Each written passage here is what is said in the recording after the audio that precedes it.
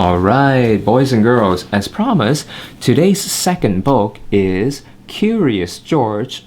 Well, right here, Curious George, A Winter Snapped. Now again, I'm reading two books today because they're both pretty short books. So let's jump right into it. One fall day, Bill and George went fishing. Bill saw George shivering. Maybe it was too cold to fish.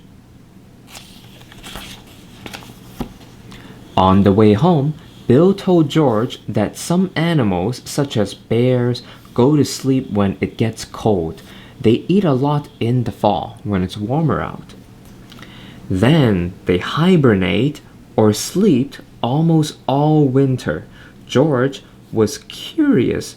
If he hibernated, he would miss the cold winter months.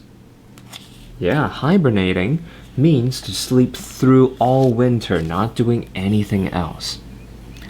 At home, George ate and ate. Maybe he would get sleepy and hibernate. Upstairs in bed, George tried to sleep, but his room was too bright. So he is trying to hibernate. Do monkeys hibernate? George closed the curtains. He painted a picture of the night sky. He still could not sleep. How did bears do it?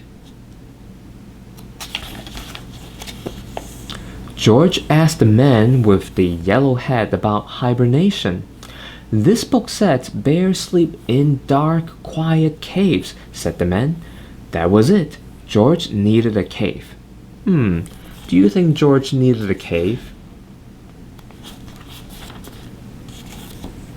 George hung toy beds. He put rocks in his bed. Now his room looked like a cave. George settled in for his long winter nap. Do you think it's going to work? That George is going to stay asleep all winter long? Uh-oh, now what? George could hear sounds outside. Pigs oinked, cows mooed, chickens clucked. George shushed them, but they would not be quiet. It is difficult for the other animals to be quiet. George covered his ears. The animals were not as loud, but his room was not silent yet. George taped his blanket over the window. Now it was dark and quiet. Now, I don't know about you, girls and boys, but I like to sleep in quietness too. Finally, George fell asleep.